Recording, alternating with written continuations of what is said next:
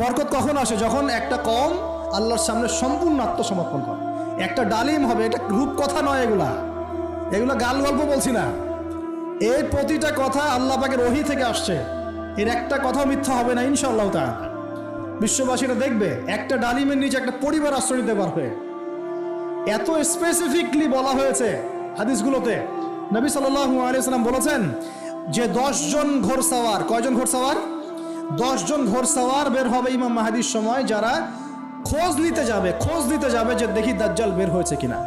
ঘোড়ায় করে খোঁজ নিতে যাবে, দেখি দাজ্জাল বের হয়েছে কিনা। ওই 10, নবীজি বলছেন আমি ওই 10 জনের নামও জানি, ওদের বাবার নামও জানি। সুবহানাল্লাহ। এত স্পেসিফিক জ্ঞান দেওয়া হয়েছে আল্লাহর পক্ষ থেকে নবী সাল্লাল্লাহু আলাইহি ওয়াসাল্লামকে। তার হাদিস থেকে বলছি যে ডালিমের নিচে পরিবার আশ্রয় নিতে পারবে। তো অনেকে হয়তো হাসবে, কি বলে একটু উল্টা পাল্টা কথা, তাই না? নাস্তিকরা মনে করতে পারে যে হাসবে, আরে